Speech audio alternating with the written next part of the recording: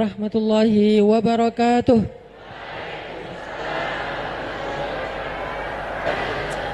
Alhamdulillahi rabbil alamin. Alhamdulillahilladzi bi ni'matihi tatimmus shalihat wa bi fadlihi tatanazzalul khairat wal barakat wa bi taufiqihi tatahaqqaqul maqasid wal ghayat.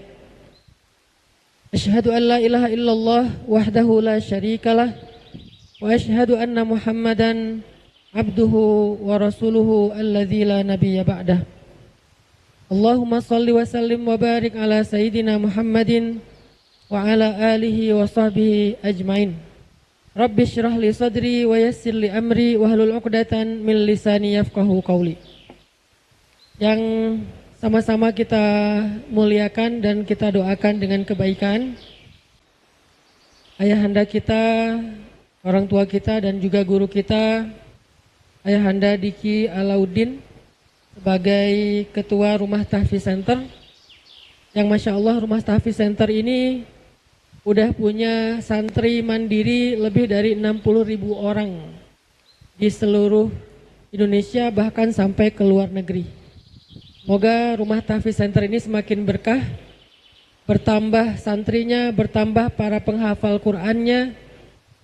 Satu saja orang yang menghafal Quran dengan asbab kita, maka akan menjadi salah satu penolong kita kelak di akhirat. Jadi kalau ada 60.000 orang yang menghafal Al-Quran dengan asbab kita, asbab di sini artinya kita punya kontribusi di dalamnya. Bisa kontribusi materi, bisa kontribusi tenaga, waktu, skill, apapun. Kita punya kontribusi di dalamnya, maka insya Allah 60.000 orang itu setiap hari membaca Al-Quran untuk kita. Yang satu huruf Al-Quran itu ada 10 kebaikan. Orang yang menghafal Quran itu nggak mungkin baca Quran itu jarang. Pasti setiap hari dia murojaah, setiap hari dia ziyadah. Murojaahnya aja udah entah berapa ribu kebaikan mengalir setiap hari kepada kita dari satu orang. Dan ini ada lebih dari 60.000 santri mandiri Rumah Tahfiz Quran yang ada di seluruh Indonesia, 24 provinsi dan bahkan di Afrika Selatan, ada di Mesir, Kairo, bahkan ada di Gaza, Palestina. Semoga semua kita yang ada di sini, yang hadir di sini mau mengambil bagian kontribusi dan mensupport program Rumah Tahfiz Center yang ada di seluruh dunia ini. Kemudian kepada Ketua DKM Masjid Al-Hijri, Rektor Universitas Ibnu Khaldun, dan juga pastinya anak-anak muda, para jomblo fisabilillah yang ada di Kota Bogor. Saya heran ya, saya dakwahnya tuh udah dari tahun 2015, tapi masih banyak aja jomblo-jomblo ya. Gak tahu ini generasinya udah berganti, sayanya masih di sini nggak move on, atau kaliannya emang masih istiqomah sendiri. Itu saya nggak tahu, tapi mudah-mudahan walaupun masih jomblo, kalian tetap semangat untuk war tiket surga ya. Jangan cuman semangat war tiket outplay, tapi nggak usah khawatir, sekarang bisa cari tiketnya Aldi Taher. Lebih keren sih suaranya menurut saya, jadi nggak usah susah-susah lah. Dan saya nggak tahu gara-gara sekarang ngeklik algoritma mensuggest, akhirnya sekarang saya dapat banyak banget FYP Aldi Taher, sampai tahu judul lagu terbarunya Cinta Terhalang Tembok. Dan nggak sadar ternyata sekarang saya jadi ngefans sama Aldi Taher. Peace Aldi Taher kalau lihat di YouTube. Cuman saya belum nge-follow. Teman-teman yang dirahmati Allah SWT, hari ini kita bakal, silakan duduk aja Kang. Oh, iya. Puja. Ate enggak enak karena jadi berdiri Ustaz. Daripada nanti makin ini. Ustaz Anan nggak boleh duduk. Ana boleh duduk. Itu bukan boleh, mending duduk aja deh. Ya, makasih Kang Puja ya, Kang Puja. Teman-teman, hari ini kita bahas tema yang sebetulnya bisa dibilang ya bisa berat, bisa ringan tergantung angle kita ngelihatnya. Kalau kita ngelihat dari angle pondok pesantren, bagi kita yang mondok ini akan berat nih. Karena ini sudah menjadi topik perdebatan sejak generasi kedua tahun 100 sekian Hijriah. Sampai akhirnya puncaknya muncullah sebuah gerakan dakwah Ahlus Sunnah wal Jamaah. Salah satunya digagas oleh Abu Hasan Al-Asy'ari yang kemudian kita kenal dengan akidah Asy'ariyah. Tapi sebelumnya udah ada banyak sekali aliran-aliran yang membahas ini. Tapi kalau kita bahas dari angle anak muda, saya kan selalu mencoba untuk menerjemahkan literasi agama mulai dari bab akidah, bab akhlak dan seterusnya. Saya coba terjemahkan tuh ke bahasa anak muda, ke analogi-analogi anak muda, ke contoh-contoh daily life-nya anak muda. Kenapa? Biar kita memaknai agama itu kontekstual dan juga aplikatif. Karena kita tidak ada kebutuhan untuk mendalami agama menjadi seorang ahli debat, tidak ada kebutuhan itu. Kita nggak ada kebutuhan belajar agama untuk menjadi seorang profesor di bidang salah satu ilmu agama. Karena kita bukan ngambil jurusan itu. Tapi kebutuhan kita belajar agama itu adalah kalau bahasa santri itu untuk kebutuhan fardu ain. Yang aplikatif, daily life, sehari-hari. Sesuai dengan konteks kehidupan kita sebagai anak muda yang hidupnya urban di perkotaan, maka saya coba menerjemahkan setiap literatur agama itu ke dalam bahasa dan analogi anak muda. Nah, hari ini kita juga pengen bahas tentang masalah ini karena saya ngelihat ada semacam kebingungan yang kemudian dijadikan konten yang semakin membingungkan tentang masalah ini. Dengan berbagai macam pertanyaan yang kritis, sehingga kadang-kadang kita nggak sadar malah terjebak kepada salah satu aliran menyimpang yang muncul ketika zaman fitnah sebelum datangnya sebuah ijtihad dari Abu Hasan Al-Asy'ari. Apa contohnya? Misalnya kita kan bahas tentang takdir ya. Saya pakai tanda petik mengubah, karena kalimat mengubah ini hanya istilah sebetulnya. Karena kita tidak mengubah takdir, Allah yang berkehendak. Ketika kita bicara takdir, di Indonesia itu banyak sekarang anak muda yang terjebak antara pemikiran Qadariyah ataupun pemikiran Jabariyah. Mungkin sebagian pernah dengar bahkan akrab sekali ya dengan istilah Qadariyah dan Jabariyah. Tapi bagi sebagian yang mungkin pernah mendengar tapi agak-agak samar-samar, atau bahkan mungkin baru pertama kali dengar, itu jenis apa lagi Ustadz? Aliran apa lagi? Ada Qadariyah, ada Jabariyah, ada Mu'tazilah, ada Murji'ah, ada banyak sekali aliran-aliran yang lebih dari ribuan aliran pada saat itu yang macam-macam aneh-aneh gitu. Nah, tapi di Indonesia secara umum trennya saya lihat nih mulai arah-arah ke antara Qadariyah sama Jabariyah dalam konteks memahami takdir. Apa itu Qadariyah? Qadariyah itu salah satu pemaknaan dari aliran mereka adalah dalam konteks takdir, kita itu bertanggung jawab sepenuhnya dengan segala urusan hidup kita. Jadi hidup kita itu tergantung kita, bukan tergantung Allah. Kita yang berkehendak, kita yang menentukan, kita yang melakukan. Jadi semua itu adalah dari keputusan kita seutuhnya. Jadi hidup kita pacaran itu memang apa? Keputusan kita. Kita menikah itu keputusan kita. Diputusin itu keputusan kita. Ditinggalin, diselingkuhin, di PHP-in, diharkosin, semua itu adalah bagian dari pilihan kita, keputusan kita, kehendak kita. Allah nggak punya peran di situ. Sehingga kita harus berjuang sendiri dalam hidup. Ini adalah golongan Qadariyah. Konsekuensi dari pola pikir ini adalah orang kalau melakukan satu kesalahan, karena kesalahan itu adalah disebabkan oleh keinginannya sendiri, dia yang menentukan, dia yang mengikhtiarkan, maka siapapun yang melakukan kesalahan atau dosa, maka dia kekal dalam api neraka. Ini konsekuensi dari pemikiran ekstrim tentang takdir bahwa kita tuh menentukan diri kita sendiri. Nggak ada yang bisa merubahnya, yang menentukannya kita sendiri yang menentukan. Allah nggak punya peran ataupun bagian di dalam menentukan kehidupan kita. Sehingga nanti jadilah kalau bahasa kita sekarang dibikin lebih sekuler, lebih liberal, nggak usah berdoa, nggak usah tawakal, nggak usah sholat. Orang yang sholat aja hidupnya masih susah kan gitu kan, bahasa sederhananya nih.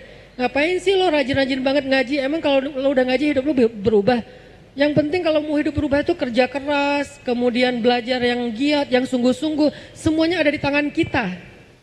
Believe in yourself gitu kan. Jadi benar-benar harus mengandalkan diri sendiri.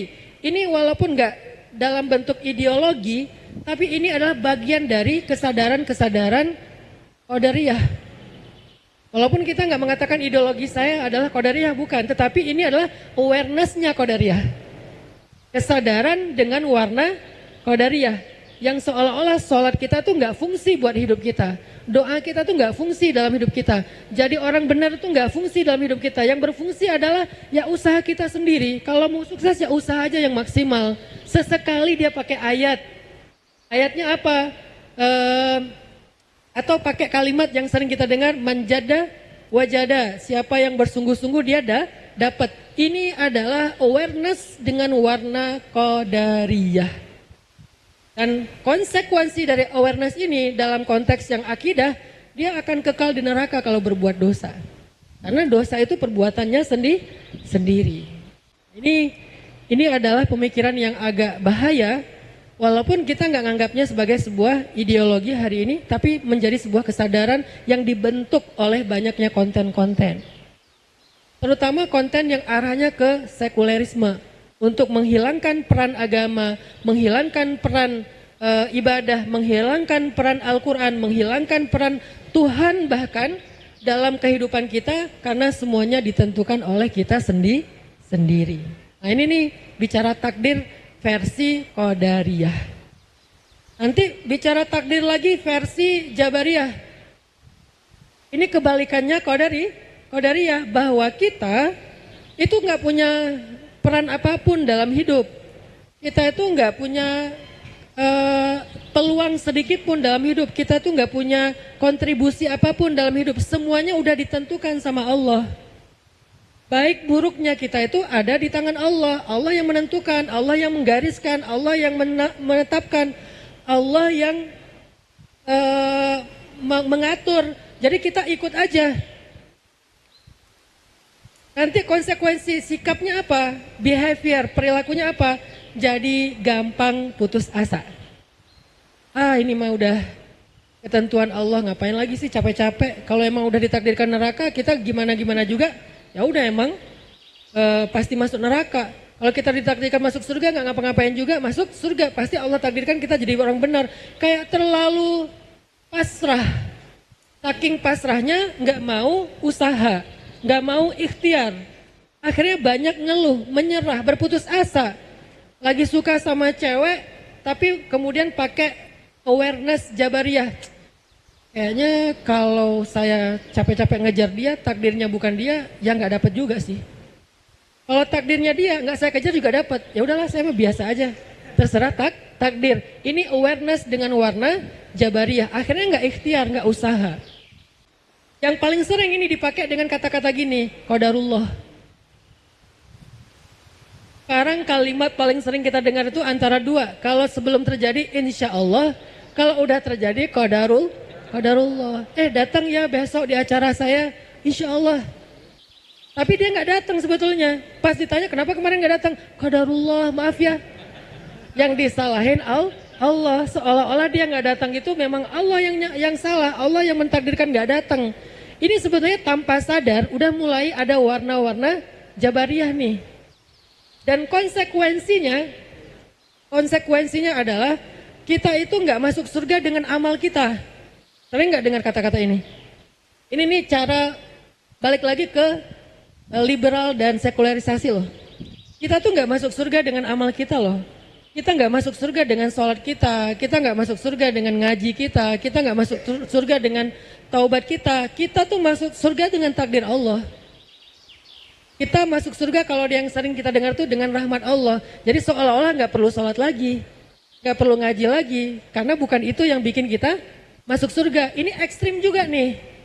Sehingga kita ngerasa bahwa surga neraka itu bukan dari ikhtiar kita, bukan dari ibadah kita. Itu memang udah takdir Allah. Ada yang masuk surga, ada yang masuk neraka.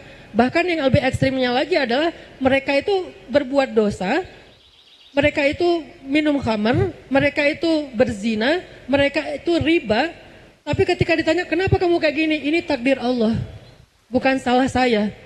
Sehingga nanti kedudukan mereka di akhirat adalah bukan dari ikhtiar mereka, bukan dari ibadah atau ketaatan mereka. Ini konsekuensi behavior, perilaku yang muncul dari awareness berwarna Jabariyah. Wah, kalimat yang sering kita dengar, yang pertama kalimatnya adalah manjadda wajada dengan penafsiran Qadariyah. Yang kedua kalimat kita nggak masuk surga karena amal kita dengan penafsiran Jabariyah. Walaupun diambil dari hadis juga, kita masuk surga dengan rahmat Allah. Tapi terjemahnya, penafsirannya, interpretasinya versi Jabariyah. Sehingga akhirnya membuat kita jadi nggak semangat lagi beribadah. Kedua-duanya adalah pemikiran tentang takdir yang sangat rentan dengan kesalahpahaman. Sehingga membuat kita salah sikap. Terus muncullah Ahlussunnah wal Jamaah yang tadi digagas oleh Abu Hasan al-Asy'ari, kemudian Abu Mansur al-Maturidi dan seterusnya, yang mengambil jalan tengah. Jadi sebelum muncul fitnah ini nggak ada Asy'ariyah, karena dulu Islam, Nabi, para sahabat kan belum muncul fitnah ya, belum muncul penyimpangan-penyimpangan. Muncullah penyimpangan di zaman setelah sahabat, yaitu zaman tabi'in di tahun 100 sekian, artinya abad kedua, baru akhirnya muncullah yang orang yang ingin memurnikan kembali agama. Sebagaimana janji Nabi, di setiap 100 tahun itu Allah mengutus orang yang akan memurnikan agama setelah agama itu dirusak atau dikacaukan oleh orang-orang yang tidak berilmu atau orang-orang yang berpenyakit hatinya. Nah, salah satu di antara mujaddid filmi'ah as-saniyah, mujaddid filmi'ah as-salisah, mujaddid di tahun ketiga, di abad ketiga adalah Abu Hasan al-Asy'ari. Artinya beliau memurnikan kembali pemahaman akidah yang menyimpang tadi. Jadi kalau ada yang bilang Asy'ariyah itu kan baru muncul belakangan, ya karena sebelumnya tidak ada penyimpangan di zaman Nabi dan sahabat. Baru muncul penyimpangan di tahun 100-200, kemudian datanglah Abu Hasan al-Asy'ari untuk memurnikan. Nah, apa pendapat atau pemaknaan akidah takdir dalam konteks kita Ahlussunnah wal Jamaah? Sederhananya gini teman-teman, sederhananya nih, kita yang merencanakan, Allah yang menentukan. Kita merencanakan, Allah menentukan. Sederhananya pemahaman takdir dalam konteks Ahlussunnah wal Jamaah, kita merencanakan, Allah menentukan. Sehingga di situ ada kewajiban kita untuk berikhtiar, baik ikhtiar jalur bumi maupun ikhtiar jalur langit, dan juga ada kewajiban kita untuk bertawakal, karena yang menentukan adalah Allah. Ini tengah-tengah namanya nih. Ada kewajiban kita ikhtiar jalur bumi. Apa ikhtiar jalur bumi? Bekerja keras, rajin belajar dan seterusnya. Gak boleh pantang menyerah, gak boleh berputus asa, gak boleh berhenti. Ini ikhtiar jalur bumi. Adapun ikhtiar jalur langit, berdoa, kemudian bersedekah, silaturahim, tahajud, ibadah, bertaubat dan seterusnya. Ikhtiar jalur langit. Lalu setelah kita ikhtiar, maka tawakal kepada Allah. Apapun yang Allah tentukan, kita sikapi dengan ridho. Ridho itu antara dua, terbagi kepada dua ridho itu. Satu, ridho itu adalah syukur kalau yang ditentukan itu sesuai dengan harapan kita. Yang kedua, ridho itu adalah sabar kalau yang Allah tentukan itu enggak seperti harapan kita. Tapi kita yakin apapun itu kalau dari Allah adalah kebaikan. Apapun itu kalau dari Allah adalah kebaikan. Sehingga kita ridho. Cuman cara ridhonya ada dengan syukur, ada dengan sabar. maka kedua-duanya khair kata Nabi, kedua-duanya baik untuk kita. Udah jelas ya?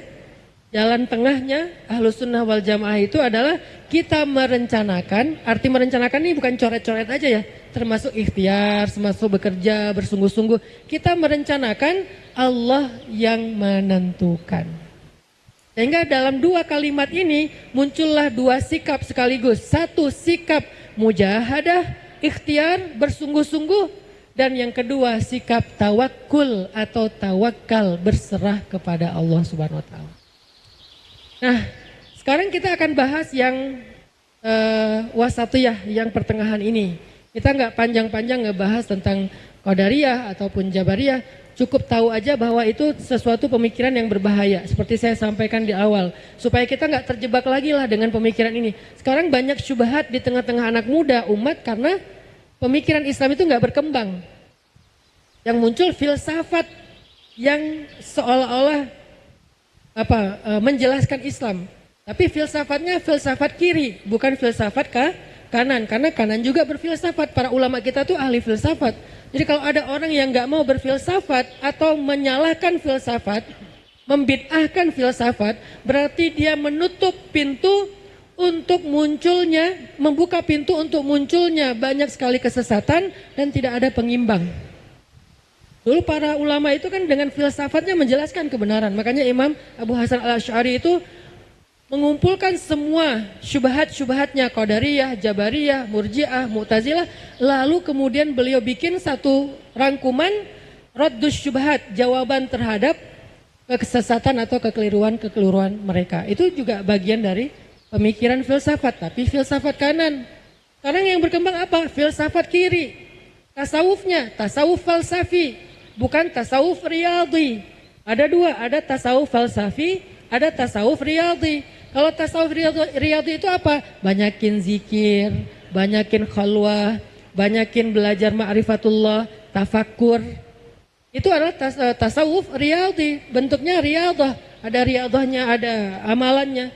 Ada juga tasawuf falsafi. Tasawuf falsafi ini apa? Pemikiran. Sehingga akhirnya dibolak-balik kita jadi bingung tentang Islam kita sendiri ya. Karena tasawufnya tasawuf pemikiran. Nah, kita mencoba untuk masuk ke Islam dengan pemahaman yang tengah. Enggak ekstrim kiri, artinya mereduksi Islam. Enggak ekstrim kanan, yang artinya kaku banget dengan Islam. Yang kaku dengan Islam enggak akan siap menerima dinamika kehidupan.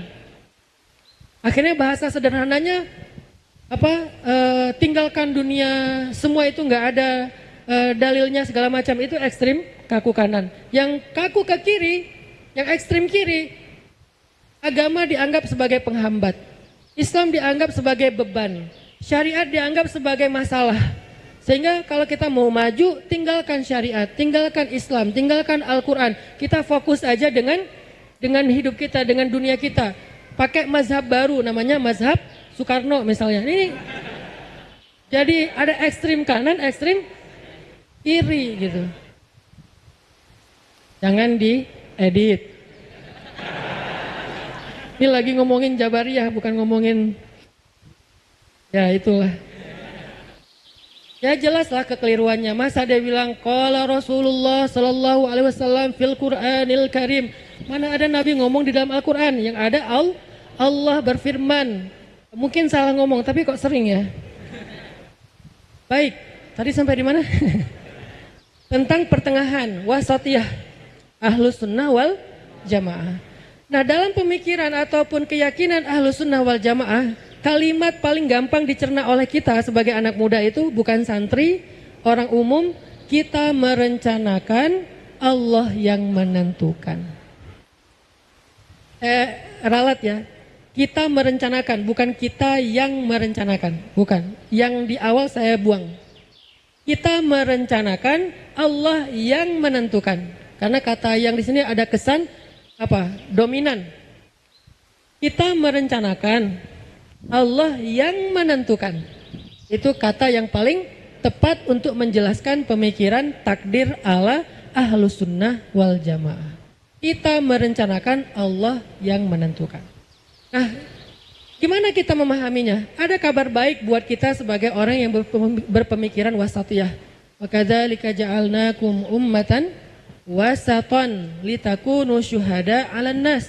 Kita ini umat pertengahan. Ada kabar baik tentang takdir buat kita. Apa kabar baiknya? Yang pertama, coba teman-teman buka surat Ar-Ra'd ayat 39. Surat Ar-Ra'd ayat 39. Ini kabar baik untuk kita dalam memahami takdir. Surat Ar-Ra'd ayat 39. Allah Subhanahu wa taala berfirman, A'udzu billahi minasy syaithanir rajim. Bismillahirrahmanirrahim. Yamhullahu ma yasha'u wa yuthbit. Yamhullahu ma yasha'u wa yuthbit wa indahu ummul kitab. Artinya, Allah menghapus apa yang Dia kehendaki dan menetapkan. Dan di sisinya lah ada ummul kitab. Apa maksud dari ayat ini? Tafsirnya banyak. Kalau kita baca buku tafsir Al-Quran, ada beberapa tafsir tentang makna dari yamhullah wa yuthbit wa indahu ummul kitab. Tetapi dari sekian banyak tafsir, kita memilih salah satu yang mayoritas ulama berpendapat. Apa? Yang dihapus dan ditetapkan. Karena ada ulama mengatakan yang dihapus dan ditetapkan itu syariat. Ada nasikh mansukh dalam Al-Quran. Ada syariat yang menghapus, ada yang dihapus. Contohnya apa? Syariat yang menghapus dan dihapus. Contohnya hukum waris kepada saudara angkat. Dulu sebelum Fathu Makkah, saudara angkat itu mendapatkan warisan dari saudara angkatnya yang meninggal sebelum Fathu Makkah. Sehingga orang muhajirin yang menjadi saudara angkat orang Ansor, kalau orang Ansor meninggal dunia, maka saudara angkat muhajirin itu bagian menjadi ahli waris, mendapat warisan. Seerat itu hubungan persaudaraan antara muhajirin dengan Ansor. Lalu setelah Fathu Makkah, karena kaum muhajirin udah settle, udah stabil, maka hukum itu dihapus. Sehingga sejak saat itu sampai sekarang, saudara angkat tidak lagi menerima waris dari saudara angkatnya. Itu namanya nasikh mansukh, salah satu contohnya.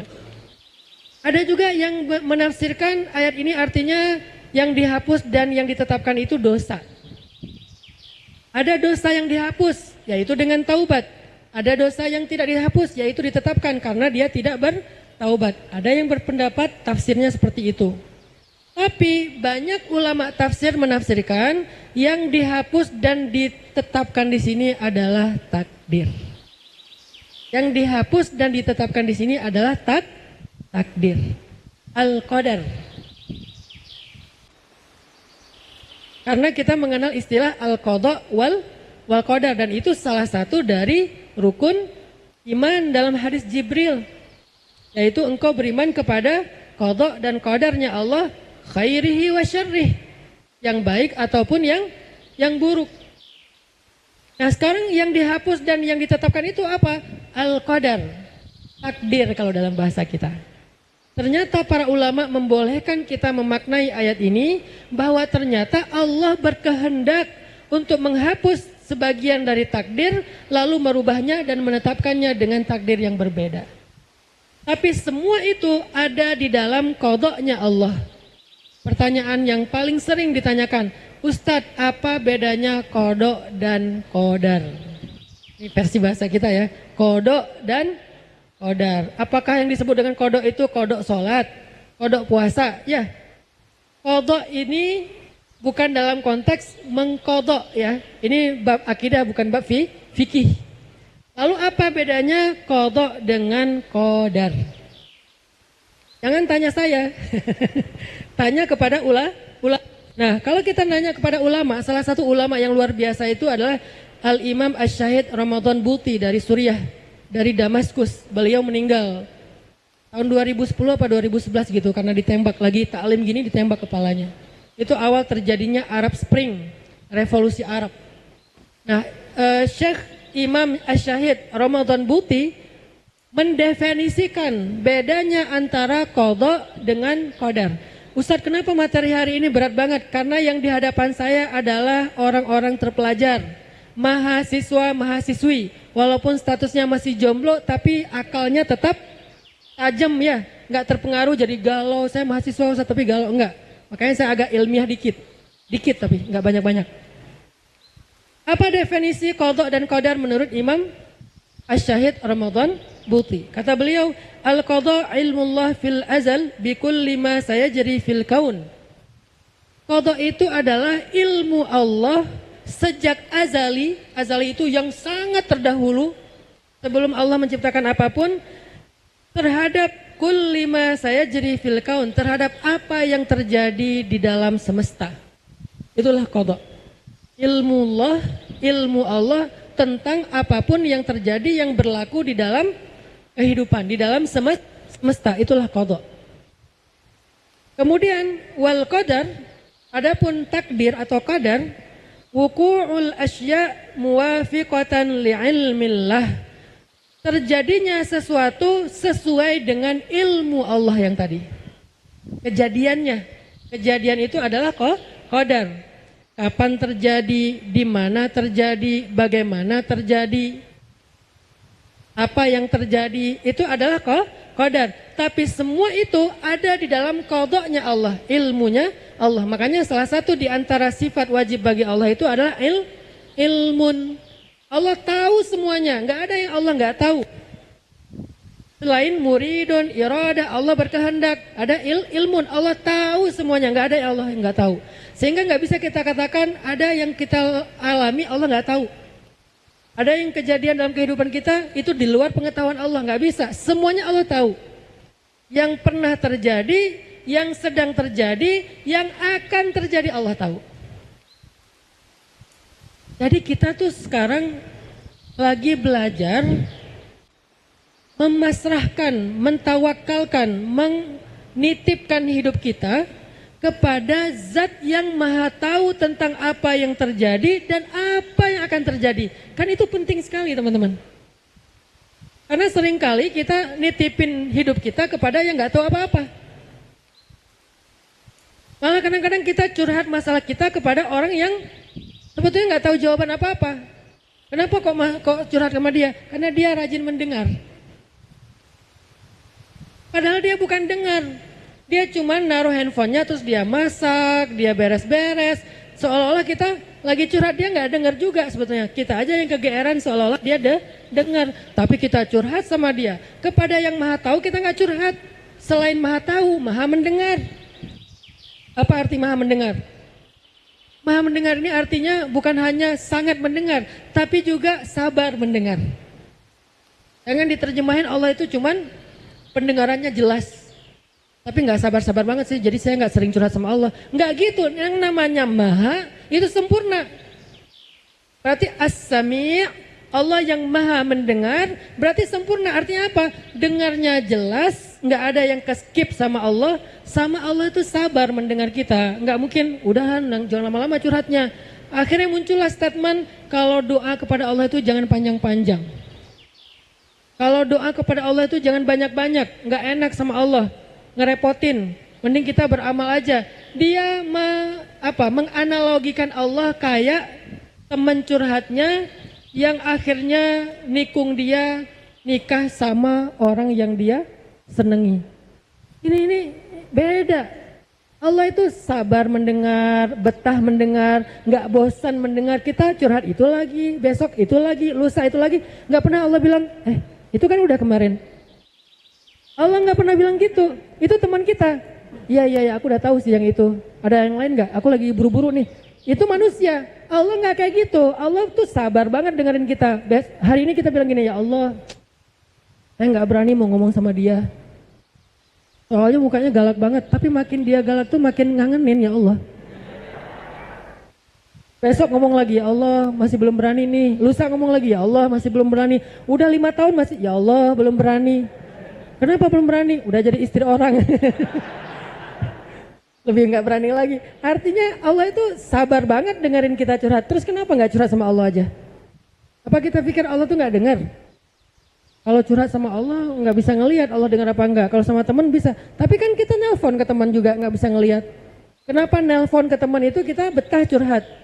Sementara menghubungi Allah, berkomunikasi dengan Allah yang kita juga nggak bisa melihat dengan mata, tapi harusnya kita bisa merasakan dengan iman di dalam hati. Kita nggak curhat, berarti bicara takdir ini penting teman-teman dalam konteks kehidupan kita. Makanya saya tadi bilang apa? Saya nggak pengen literasi agama itu cuma jadi wawasan, harus menjadi life hacks.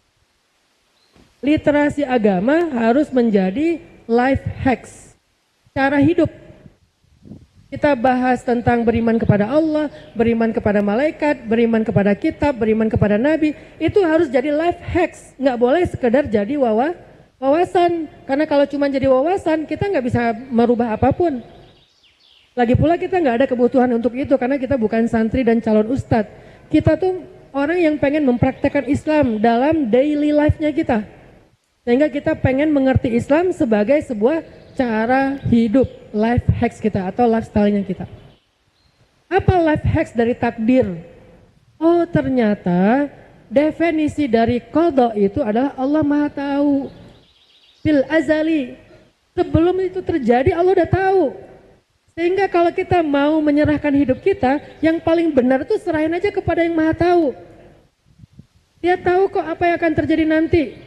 Dia tahu kok nanti bakal ditolak apa enggak. Dia tahu kok dibukain pintu apa enggak. Dia tahu kok nanti handphone kita, telepon kita diangkat apa di reject. Dia tahu kok kita bakal di fallback atau di block. Dia tahu kok dia akan read doang atau malah nggak di read sama sekali atau dia typing terus nggak jadi nge-send atau dibalas beneran. Allah tahu. Semua yang akan terjadi itu Allah tahu. Terus serahin aja sama Allah. Ya Allah, saya udah ngirim teks niat baik saya untuk ngelamar dia. Sampai sekarang belum di-read. Saya lihat dia online beberapa kali. Lasin lagi online, lasin lagi online. Belum pernah dia nge-read yang punya saya. Kayaknya sih nggak sampai ketimpa banget sih. Dia orangnya bukan sesibuk itu juga. Tapi mungkin dia belum siap membaca WA saya ya Allah. Engkau Maha Tahu kenapa dan apa yang akan terjadi. Aku serahkan kepadamu ya Allah. Kan ada sekarang kalimat dari Ustadz Adi Dayat yang sering dipakai tuh ya. Ya Allah, aku serahkan diriku kepadamu. Tapi dipakainya aneh-aneh. Yang terakhir FYP muncul di saya tuh dipakainya pas penyembelihan hewan kurban. Ada sapi diikat di tenda, terus sapinya ngamuk, tendanya runtuh, orangnya lari sambil gini. Terus dia bilang, ya Allah, aku pasrahkan hidupku kepadamu. Padahal itu doa takdir banget, itu bagus. Kenapa diplesetin jadi jedak jeduk versi kita. Memang Indonesia ini banyak editor ya, luar biasa. Artinya kita ketika tahu bahwa Allah itu qada, Allah itu alim atau ilmun, ya udah serahin aja hidup kita kepada yang lebih tahu daripada kita. Kita nggak lebih tahu. Nanti berlakulah ayat yang sering saya ulang-ulang itu. Wa asa an takrahu syai'an wa huwa khairul lakum. Wa asa an tuhibbu syai'an wa huwa syarrul lakum wallahu ya'lamu wa antum la ta'lamun. Bisa jadi kalian benci sesuatu padahal itu baik untuk kalian. Bisa jadi kalian menyukai sesuatu padahal itu buruk untuk kalian. Kok bisa kayak gitu Ustadz? Karena wallahu ya'lamu, Allah lebih tahu, wa antum la ta'lamun, kalian nggak tahu. Ini cara kita belajar qada dan qadar ya. Belajar qada itu berarti apa? Belajar nggak sok tahu. Belajar qada itu artinya belajar nggak sok tahu. Allahu a'lam, selalu itu kata-katanya. Allah lebih tahu, Allah lebih tahu, Allah lebih tahu. Saya nggak lebih tahu mana yang baik, mana yang buruk, saya nggak ngerti. Allah lebih ngerti. Ya udah saya serahin aja kepada Allah, meminta taufik dari Allah, biar Allah yang mengarahkan saya kepada apa yang menurut Allah baik. Walaupun menurut saya di awal saya anggap nggak baik. Ya Allah, kok takdir saya nikahnya sama dia sih? Padahal saya pengennya sama Jungkook. Misalnya ya, kok jadinya sama jongkok misalnya. Yang tingginya cuma 1 meter misalnya. Kalau saya pengennya anak basket yang di kampus tuh, yang tingginya 3,5 meter. Kita mempertanyakan. Kenapa kita mempertanyakan? Karena kita merasa lebih tahu. Orang yang nggak merasa lebih tahu nggak akan mempertanyakan. Ya Allah, nggak apa-apa dia jongkok juga. Tapi insya Allah dia yang terbaik untuk saya. Dari sebelah mana yang terbaik? Nggak tahu. Kok nggak tahu? Kan Allah lebih tahu. Ya saya mah nggak tahu. Buat saya nggak ada baiknya. Tapi Allah lebih tahu. Dan kita nggak pernah tahu teman-teman. Sering loh kejadian kayak gitu. Kalau dihitung-hitung nggak ada juga kebaikan. Mungkin kebaikannya bukan dia, tetapi lewat dia. Mungkin kebaikannya bukan dia, tetapi lewat dia. Catat. Mungkin bukan kamu kebaikan aku, tapi lewat kamu. Maka aku tetap berharap. Apa sih? Enggak, penting juga kata-kata. Itu bukan hadis ya, jangan salah tafsir ya. Jadi mungkin kebaikan hidup kita bukan dia, mungkin. Tapi bisa jadi dia. Kalaupun kayaknya susah banget nemuin kebaikannya, mungkin kebaikannya bukan dia, tetapi lewat dia. Artinya kita nggak dapat kebaikan kalau nggak lewat dia. Dia itu kurir. Kurir kebaikan. Gimana maksudnya kurir kebaikan? Fa inna ma'al usri yusra. Inna ma'al usri yusra. Bersama dengan kesulitan ada kemudahan. Bersama kesulitan ada kemudahan. Maksudnya apa? Kemudahan itu nggak turun sendiri, dibawa oleh kesulitan. Berarti kalau kita dapat dia, kayaknya kamu usrunnya aku deh. Kamu adalah usrun, kamu itu kesulitan bagi aku, tapi nggak apa-apa, karena kamu pasti bawa yusrun. Temen di grup nih, ada yang nyebelin banget, anggap aja dia kasih nama di kontak kita, nama dia usrun. Usrun 1, usrun 2, usrun 10, banyak banget teman-teman kita yang nyebelin, berarti ada sekian usrun. Kenapa kita anggap dia usrun? Karena dia nggak datang sendiri, pasti bawa yusrun. Nanti teman kita yang suka bantu kita, yusrun 1, yusrun 2, yusrun 3 ya. Kenapa kita bilang dia yusrun? Karena dia nggak biasanya datang sendiri, pasti ada usrunnya. Itu sepaket teman-teman. Maka kalau kita menganggap pun ya, pasangan kita nggak ada kebaikannya sama sekali, maka bisa jadi memang bukan dia kebaikan dalam hidup kita, tetapi lewat dia. Siapa yang kayak gitu? Sayyidah Asiyah. Sayyidah Asiyah, istri Fir'aun. Ada kebaikan Fir'aun? Ada Ustadz, dia nggak poligami. Itu bukan kebaikan. Itu beda cerita ya. Oh, Firaun gitu-gitu setia Ustadz, dia monogami, dia sama istrinya aja, walaupun ujung-ujungnya disalib istrinya sampai mati. Apa kebaikannya kalau kayak gitu? Itu bukan kebaikan. Maka Firaun itu tidak bisa dikatakan sebagai kebaikan. Kalau seandainya ada satu saja kebaikan pada dirinya, Allah udah kasih dia hidayah. Tidak ada kebaikan pada dirinya, semua keburukan. Terus kok Asia kasihan banget sih dapatnya Firaun? Enggak. Asia itu menjadi 1 dari 4 perempuan istimewa, cuman 4 di dunia, itu salah satunya adalah lewat Fir'aun, bukan Fir'aunnya. Sehingga Asia nggak pernah menyalahkan Allah tentang takdir itu. Nggak pernah bilang, ya Allah kok saya sih yang nikah sama Eta, Fir siapa? Firman. Maaf ya kalau ada yang nama Firman. Kenapa sih saya jadinya sama Fir'aun?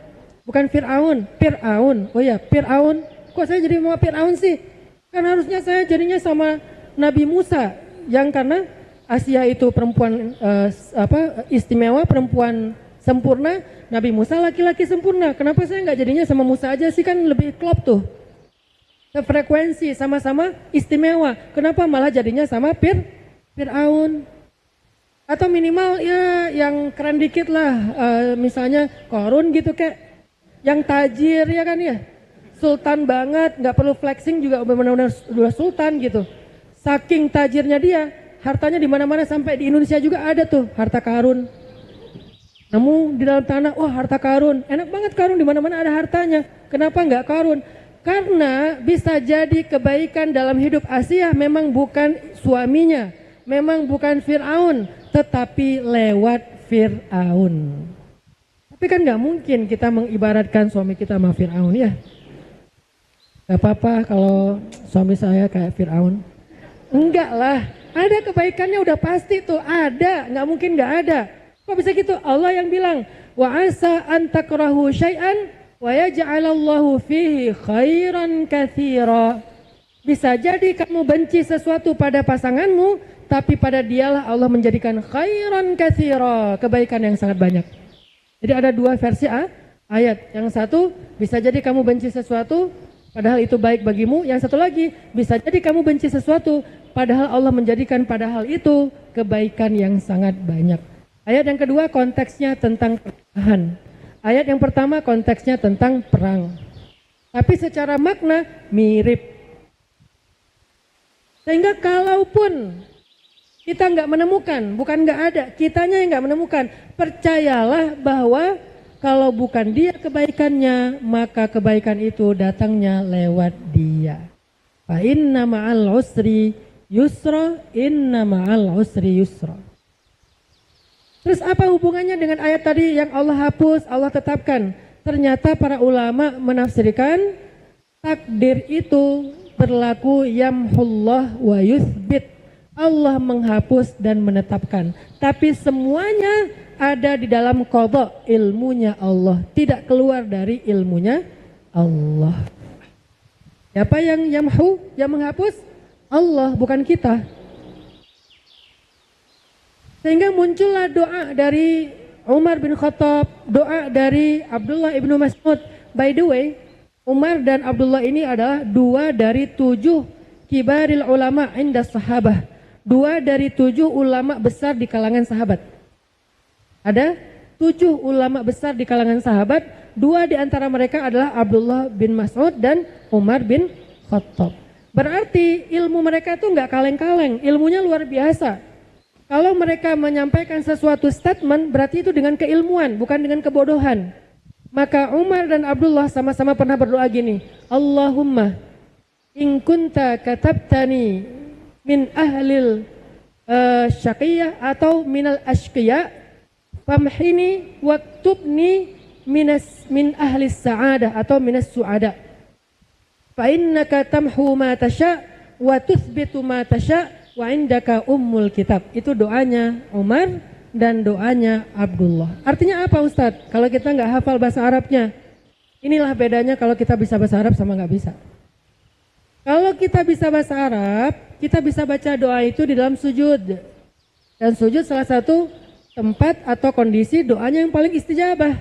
Kalau kita nggak bisa bahasa Arab, nggak apa-apa lah tahzan. Tetapi kita bisa membacanya di luar sholat. Artinya apa? Ya Allah, seandainya engkau telah mencatat aku, kitab, katabtani, mencatat aku minal ashqiya, termasuk orang yang rugi, termasuk orang yang sengsara, termasuk orang yang binasa, famhini ya Allah, ya Rabbi, hapuslah ya Allah untukku. Waktubni, dan catat aku minas su'ada, termasuk orang yang bahagia.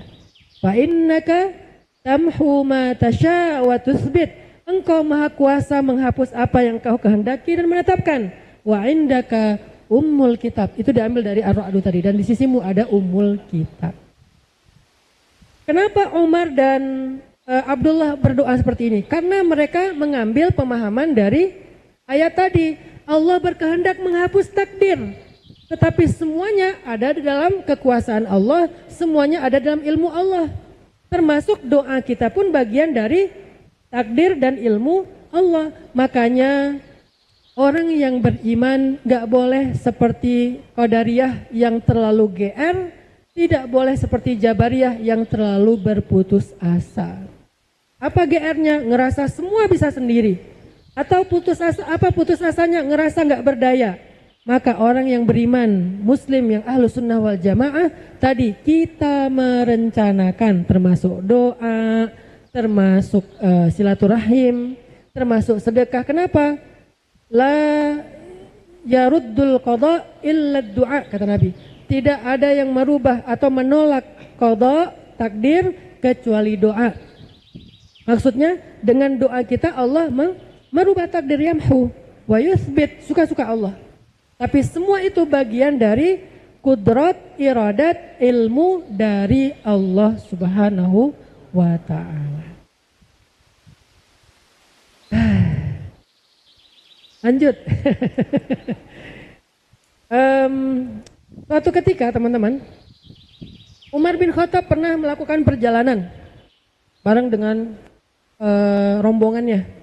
Melakukan perjalanan ke arah satu negeri yang ternyata di negeri itu lagi ada wabah. Kita kemarin lagi ada corona atau covid.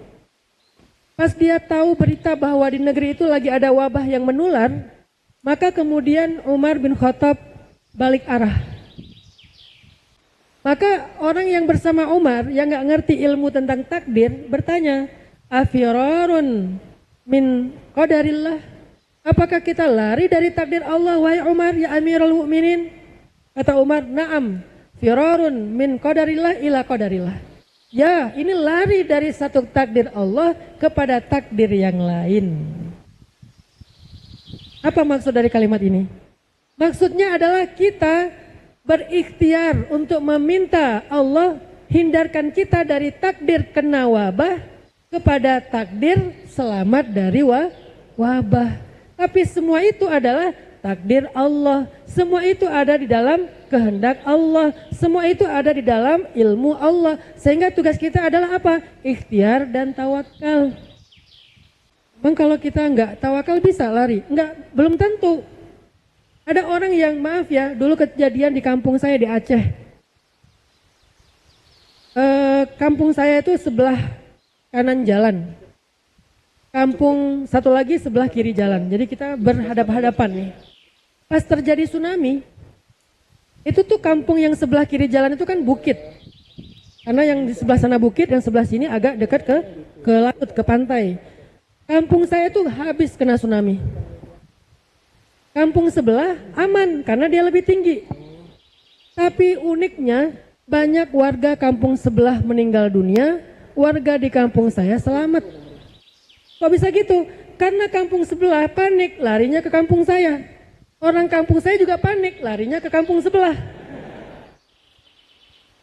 Artinya, kalau kita hanya mengandalkan diri kita yang nggak tahu apa-apa, merasa ikhtiar kita menentukan hasil, belum tentu. Bisa jadi kita berikhtiar ke arah yang wrong way, jalan yang salah, sehingga masuknya ke toilet akhwat. Ya, kenapa? Karena mengandalkan mata kita rabun, kacamata ketinggalan tadi di kampus. Pas mau masuk toilet, kita pikir itu gambar ikhwan. Ternyata itu gambar akhwat. Ada kumisnya tapi. Akhirnya salah masuk toilet. Ustadz pernah. Kenapa masuk toilet akhwat? Nggak ngelihat petunjuk. Merasa, ini semuanya ikhwan di sini. Keluar lagi. Untung nggak digebukin sama masa ya. Kan nggak keren Ustadz Hanan digebukin masa gara-gara salah masuk toilet. Ngeri banget viralnya, nggak keren banget viralnya. Artinya kalau kita mengandalkan diri kita aja nggak cukup teman-teman. Tapi pasrah aja gitu sama Allah. Terus kita duduk sambil nahan, maaf mau buang air kecil, nahan aja nggak ke toilet. Tiba-tiba nanti kita akan ada di dalam toilet, tiba-tiba semuanya beres. Nggak gitu juga, itu namanya aliran pasrah. Aliran putus asa, bukan pasrah, aliran putus asa. Yang pertama, aliran GR. Maka yang paling benar adalah aliran pertengahan. Ikhtiar, minta sama Allah, tawakul kepada Allah. Kemudian ayat berikutnya, sebelum kita beres. Kabar baik lagi yang lain dari Allah untuk kita dalam memahami takdir adalah firman Allah di dalam surat Ar-Ra'du ayat 11. Masih di surat Ar-Ra'du ayat 11. Apa ayatnya? Di tengah ayatnya ya. Innallaha la yughayyiru ma biqawm. Innallaha la yughayyiru ma biqawmin hatta yughayyiru ma bi anfusihim. Wa idza arada Allahu biqaumin su'an fala maradda lah wa ma lahum min dunihi min wal.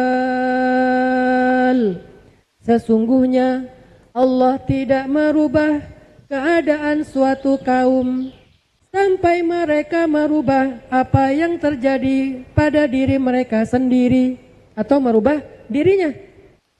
Dan jika Allah menghendaki keburukan kepada suatu kaum, tidak ada yang bisa menolaknya. Maka mereka tidak punya pelindung selain Allah. Ini ayat ngejelasin tentang akidah aswaja banget nih. Yang pertama kalimatnya apa? Kita harus merubah diri kita sendiri, gitu kan? Terus kalimat terakhir, tapi jangan terlalu GR. Semuanya harus berlindung kepada Allah, kembali kepada Allah, berserah kepada Allah. Itu lengkap banget penjelasan di ayat itu yang diterjemahkan oleh para ulama kita menjadilah akidah Ahlus Sunnah wal Jamaah. Akidah Asy'ariyah. Dengan apa? Dengan dua tadi. Kita merencanakan, apa yang kita rencanakan? Ya perubahan pada diri kita sendiri. Pengen langsing, ya udah rencanakan dietnya gimana. Pengen bening, ya udah rencanakan pakai skincare apa. Bisa juga rencana lain apa? Pakai filter aja, gampang. Itu bagian dari merencanakan. Lebih ekstrim lagi, nggak cukup pakai kamera yang bagus, pakai filter, kameranya aja. Demi bisa nonton konser Blackpink, dia beli handphone yang kameranya bisa di zoom sampai 100. Sampai Blackpink lewat. saking zoomnya jauh banget, bisa ngerekam bulan, ya. Ini enggak iklan sih karena enggak di endorse. Pokoknya ada lah. Pakai kamera bagus, pakai filter sampai berlapis-lapis. Enggak cukup juga, ditambahin avatar. Sampai akhirnya dia jadi avatar, berubah, jadi keren banget. Tiba-tiba jadi kesatria Majapahit. Tiba-tiba jadi kesatria dari negeri Narnia gitu kan. Karena pengen keren. Enggak apa-apa, itu bagian dari ikhtiar walaupun wrong way. Makanya minta petunjuk Allah, ya Allah, saya biar bening, biar glowing, gimana caranya? Saya udah beli skincare, saya udah sering gini-gini di muka saya malam-malam itu saya tampar-tampar sampai merah ya Allah. Kok enggak bening-bening? Ya ternyata kata Allah ada cahaya yang lebih indah daripada glowing karena skincare, walaupun skincare itu bagus. Tapi yang lebih glowing lagi apa? Cahaya wudu dan sholat. Simahum fi wujuhihim min atharis sujud. Tanda-tanda mereka adalah ada asar sujud. Asar sujud di sini maksudnya bukan jidat hitam. Asar sujud di sini artinya wajahnya bercahaya. Jadi jangan digini-giniin pas sujud. Biar dapat asar sujud. Kasihan saya nggak ada asar sujud, dianggap nggak sholat ya. Arti asar sujud di sini adalah wajahnya bercahaya. Yauma tabyaddat wujuhum. Hari ketika wajah mereka bercahaya. Jadi ikhtiar tawakal, ikhtiar doa, ikhtiar ibadah. Dengan kayak gitu berarti Allah akan yamhu wa yuthbit kepada kebaikan yang kita harapkan. Sekian, ini hanyalah sekedar prolog aja pembahasan tentang takdir. Lebih dalam lagi nanti silahkan kita belajar kepada guru-guru kita, kiai kita, habaib kita, ustadz-ustadz kita yang mengajarkan akidah Ahlus Sunnah wal Jamaah Asy'ariyah tentang takdir atau qada dan qadar, sehingga kita bisa mengimaninya dan mempraktekannya dalam daily life kehidupan kita. Barakallahu fikum. Wassalamualaikum warahmatullahi wabarakatuh. Waalaikumsalam warahmatullahi wabarakatuh. Nah teman-teman, Ustadz Hanan boleh duduk.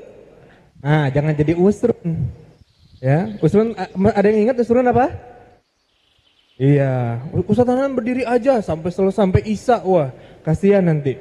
Nah teman-teman, ini ada kesempatan buat teman-teman yang mau bertanya kepada Ustadz Hanan, tapi caranya langsung konfirmasi kepada nomor yang akan saya sebutkan.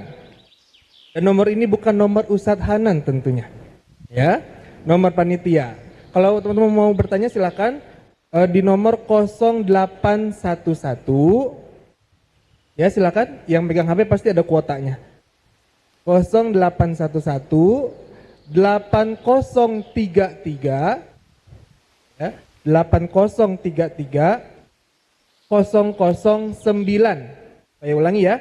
0811 8033 009.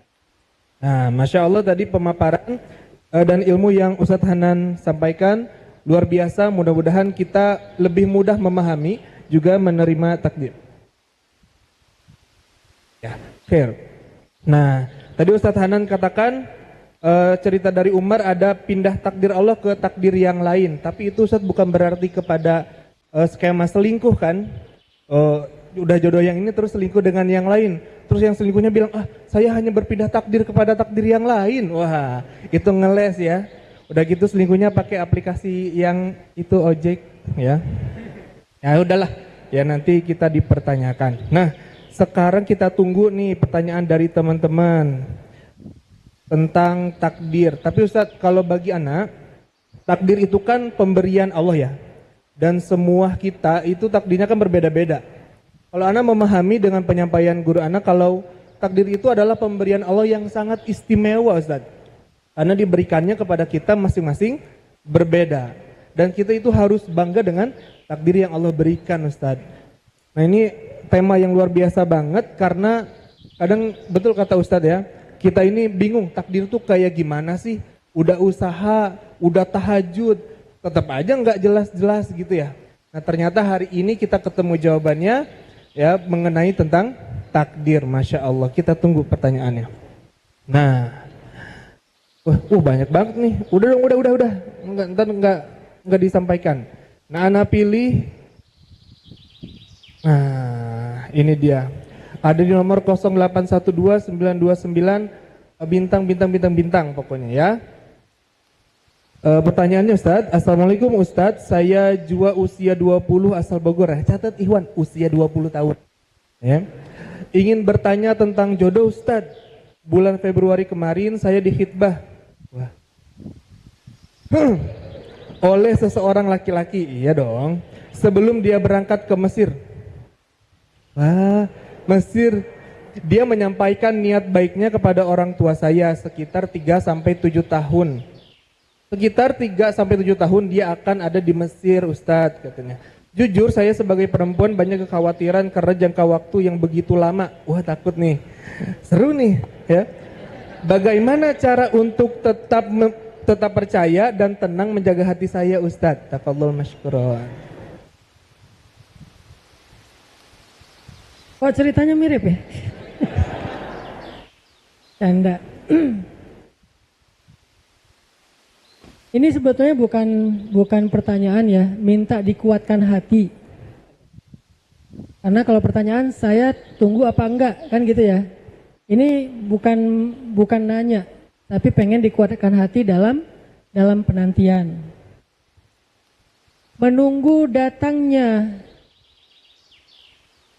Farajun itu jalan keluar dari Allah Subhanahu wa taala itu adalah ibadah. Jadi kalau kita dapat ujian itu macam-macam, termasuk ujian ditunda satu kebaikan atau dijauhkan dengan orang yang kita sayangi. Kebaikannya pengen menikah tapi karena LDRan belum bisa menikah sekarang dan seterusnya. Maka menunggu datangnya jalan keluar atau pertolongan Allah adalah bagian dari ibadah. Sehingga kalau kita sabar menunggu dengan setia sesuai dengan janji kita saat khitbah, maka setiap hari itu kita dicatat sebagai orang yang sedang beribadah. Bisa beribadah sholat sunnah, bisa beribadah zikir Al-Quran, zikir dan baca Al-Quran. Berarti kita setiap hari lagi berzikir, seolah-olah setiap hari lagi sholat sunnah dengan jumlah rakaat yang tidak terhingga. Itulah indahnya menunggu. Makanya ketika kita sakit, menunggu sembuh, maka setiap hari itu ibadah. Ketika kita memberikan hutang kepada teman kita, tapi belum dibayar, menunggu dibayar atau dia ingat atau dia sadar, itu ibadah. Ketika kita punya masalah, menunggu datangnya jalan keluar, itu juga ibadah. Maka kalau mbaknya mau beribadah, tunggu dengan setia sambil memperbaiki diri, sehingga Allah yang akan menentukan kapan waktu terbaik untuk kalian. Jangan bersuuzon dulu 7 tahun, bisa jadi dia 6 bulan juga udah gak sabar balik lagi. Kayaknya aku mau bawa kamu ke Mesir deh, ya gitu ya.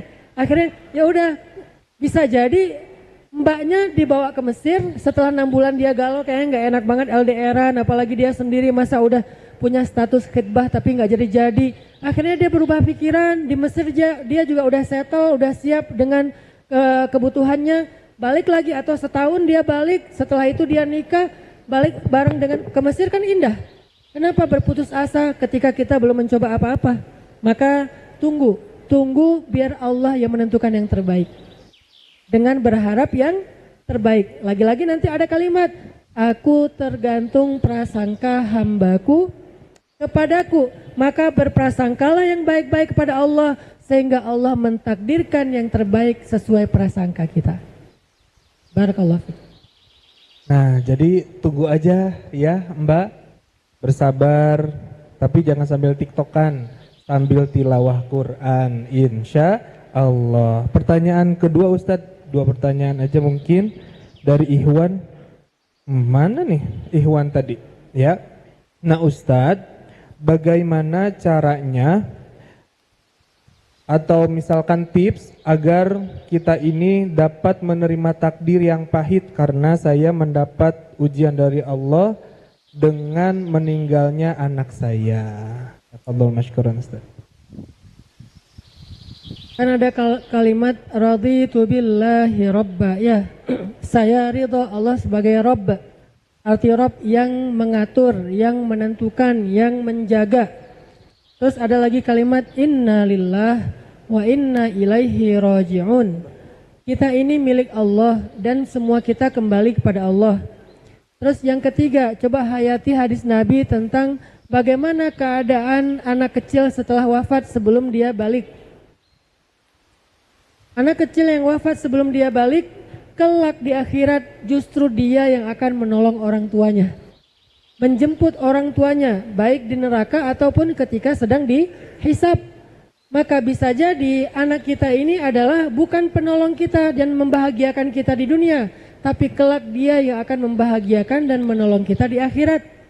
Ini nasihat untuk yang kehilangan putra putrinya sebelum balik, masih kecil, masih bayi, dalam kandungan, setelah 4 bulan dan seterusnya. Maka itulah hiburan bagi mereka. Apa hiburannya? Inna lillahi wa inna ilaihi raji'un. Ulang-ulang kalimat itu agar kita sadar bukan kita yang memiliki dia, tapi Allah yang memiliki dia. Lalu Allah berhak untuk mengambil apa yang Allah miliki, sehingga kita nggak boleh ngerasa bahwa ini punya saya. Mirip dengan analogi yang sering kita dengar, tukang parkir. Artinya kita bangun kesadaran innalillah wa inna ilaihi raji'un. Udah. Yang kemudian kalimat berikutnya, baca doa Nabi SAW yang diajarkan kepada Abu Salamah. Allahumma ajurni fi musibati wa akhluf li khairam minha. Ya Allah, beri saya pahala dalam musibah saya dan beri saya ganti yang lebih baik darinya. Ya, tetap dia kehilangan anak yang paling dia sayang, tapi bukan kehilangan selama-lamanya, hanya berpisah sekian puluh tahun. Nanti di akhirat Allah akan mengembalikannya kepada orang tuanya selama orang tuanya wafat dalam iman. Bahkan anak itu akan kembali sebagai penolong bagi orang tuanya. Lalu di dunia dengan doa yang tadi Allah akan mengganti musibahnya dengan nikmat yang lebih baik. Bisa jadi anak yang insya Allah juga akan menjadi penyejuk mata bagi orang tuanya. Itu hiburan bagi yang sedang diuji dengan kehilangan. Baca innalillah, fahami kabar dari Rasulullah tentang keadaan anak kecil yang meninggal sebelum usia balik. Kemudian yang ketiga adalah baca doa dari Abu Salamah. Barakallah.